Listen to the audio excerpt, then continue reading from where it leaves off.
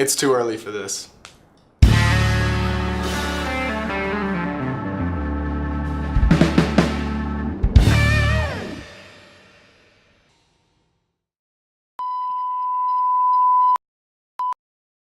What's up, guys? I'm Andrew. And I'm Caroline, and you're watching the Snooze. Broadcast for the student, by the student.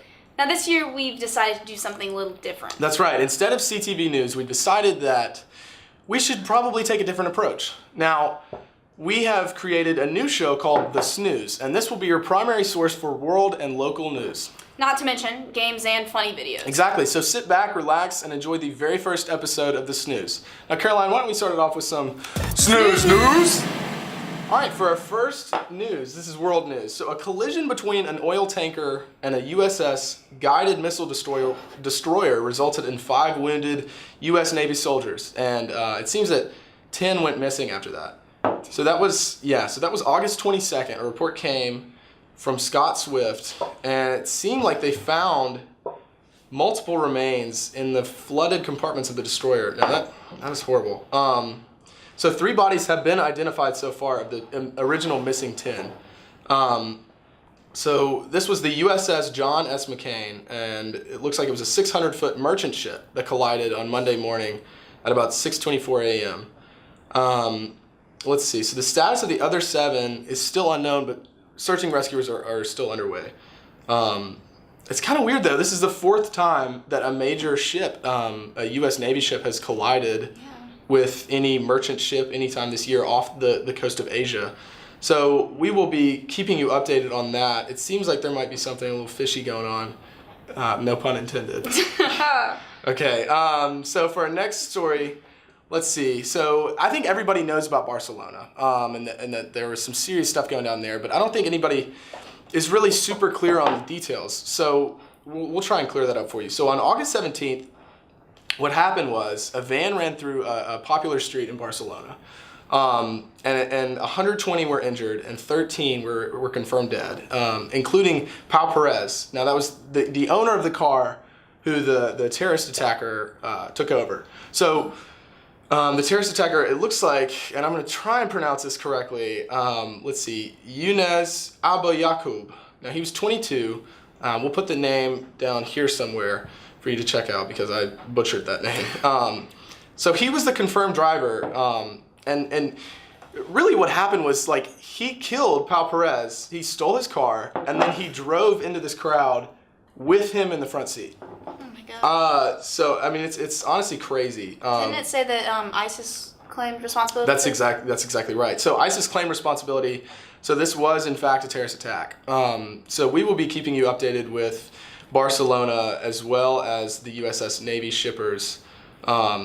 So just keep Barcelona in your prayers, and be thinking about them for sure. Okay, do you have any local news for us, Caroline? Yeah, for your local news, Oxford High School has taken several new policies regarding the exemption schedule and what you can do for that. The rules will be more lenient this year. Exams that can be exempted with, it says A, B, or C in a certain class, depending on the absences. So if a student has an A in the class, then they must have 6 or fewer absences in order to exempt.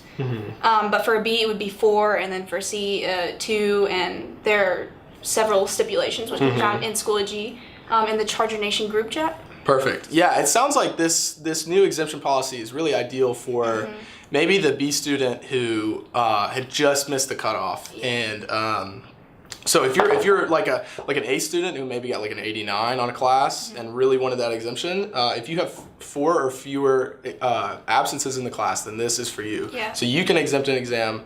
For a C student, if you have a C in a class, then you have 2 excused absences, then you're good to exempt. And then if you have an A, then you have 6, then you're good to go. So that is a new exemption policy. And again, if you want to look that up, you can find that in the Charger Nation group. I believe Mr. Robertson posted about that a couple weeks ago.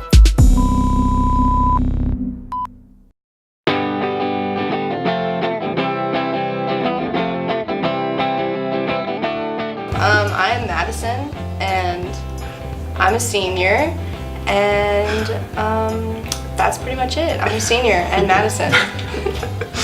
I'm Sam Hartnett. I'm a senior, and that is it. All right, let's get started.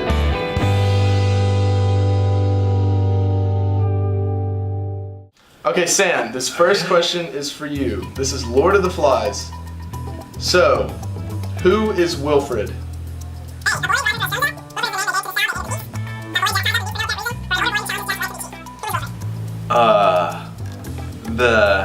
The South. B.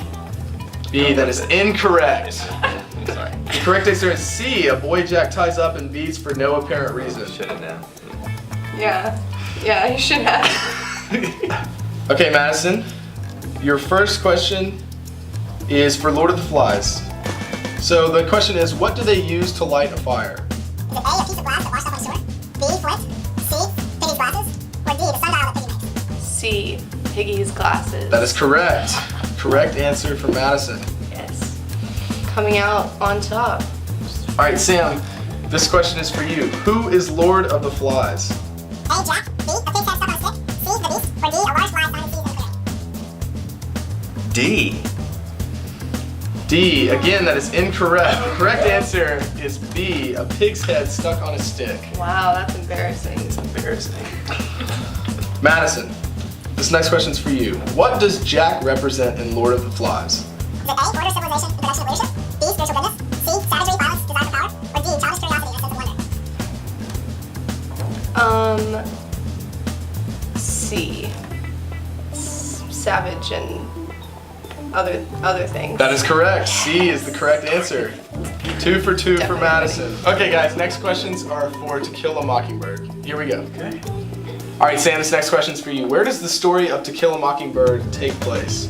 A, Memphis, Tennessee. B, Macomb, Alabama. C, Birmingham, Alabama. Or D, Oxford, Mississippi? B. Macomb, Alabama. That is correct. Okay, there we go. Yeah. Giving some momentum for Sam. Here we go. Madison, what reason does Boo's brother, Nathan Radley, give Jim for filling in the knothole with cement? A, he says that's what you do when a tree is dying. B, he says that's what you do when a tree is growing too fast. C, he says Boo did it because he's crazy. Or D, he says he didn't do it and will give Jim a reward if he figures out who did. What were A and B again?